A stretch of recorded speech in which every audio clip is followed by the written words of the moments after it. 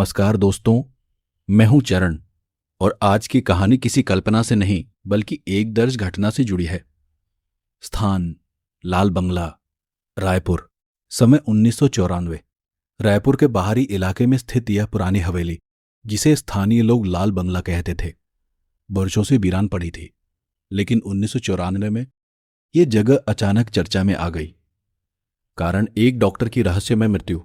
ये कहानी है डॉक्टर विनय मेहरा की। नाम बदला गया है लेकिन स्थान वही है।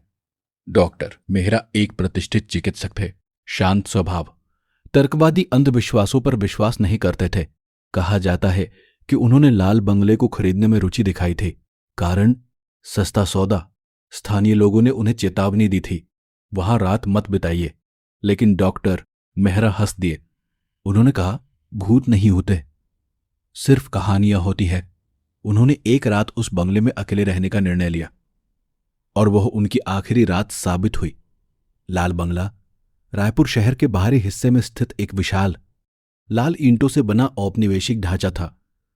स्थानीय रिकॉर्ड के अनुसार यह बंगला 1930 के दशक में बनाया गया था। कुछ वर्षों तक वहां एक वरिष्ठ सरकारी अधिकारी रहा करते थे। उनकी मृत्यु के बाद यह संपत्ति कई बार हाथ बदलती रही, लेकिन हर मालिक अधिक समय तक वहां टिक नहीं पाया। पड़ोसियों के अनुसार बंगले में रात के समय अजीब रोशनी दिखाई देती थी। कभी खिड़की के पर्दे हिलते दिखते, जबकि अंदर कोई नहीं होता। धीरे धीरे जगह वीरान हो गई।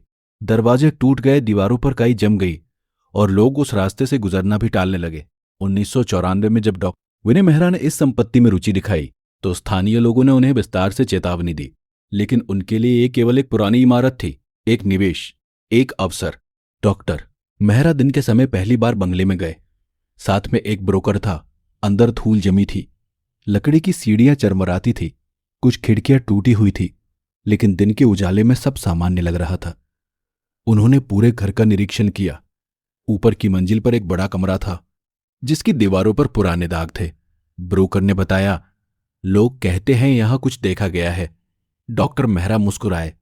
लोग बहुत कुछ कहते हैं, उन्होंने जवाब दिया। उसी शाम उन्होंने निर्णय लिया, वो एक रात यहां अकेले बिताएंगे।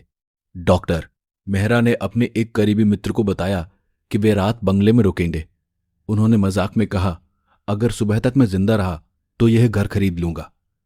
वो अपने साथ एक टॉर्च, पानी, कुछ दवाइयां और एक डायरी लेकर गए।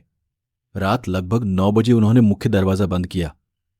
पड़ोसियों ने दूर से रोशनी जलती देखी और फिर धीरे धीरे आसपास का इलाका शांत हो गया।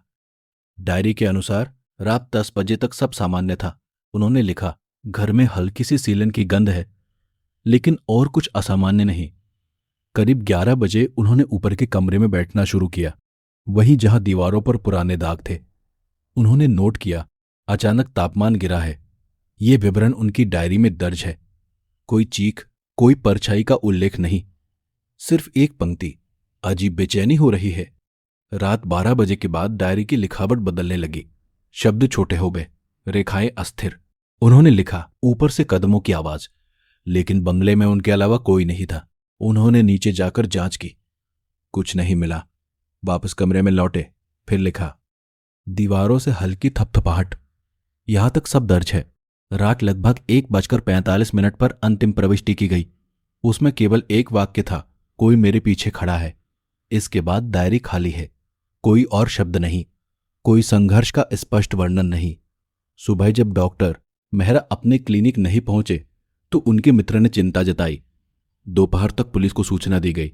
जब बंगले का दरवाजा खोला गया, डॉक्टर मेहरा ऊपर वाले कमरे में मिले, फर्श पर निर्जीव।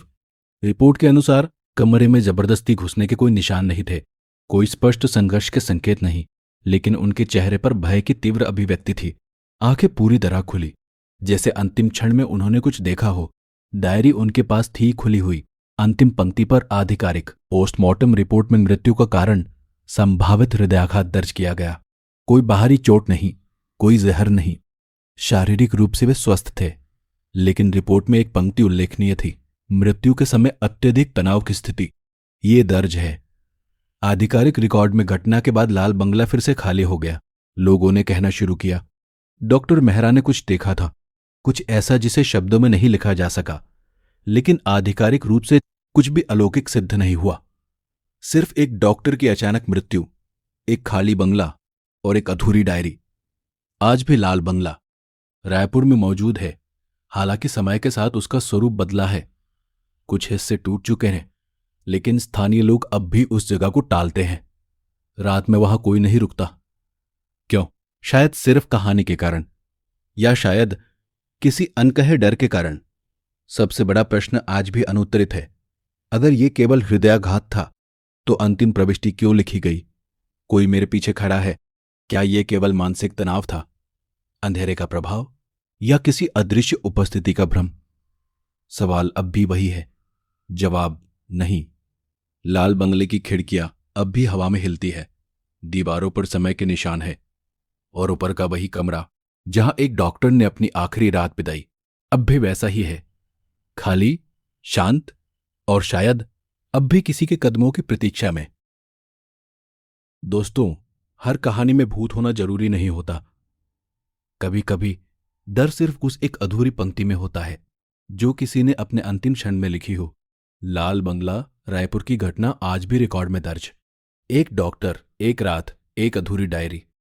अगर आप कभी रायपुर जाए और उस पुराने लाल बंगले के पास से गुजरे तो शायद आपको कुछ दिखाई न दे, लेकिन याद रखिए, कभी कभी सबसे डरावनी चीज वो नहीं होती जो दिखे, बल्कि वो होती है जो दिखाई नहीं देती। मैं हूं चरण, और अगली कहानी तक सवालों से डरिए मत, लेकिन अंधेरे को हल्के में मत लीजिए। शुभ रात्रि।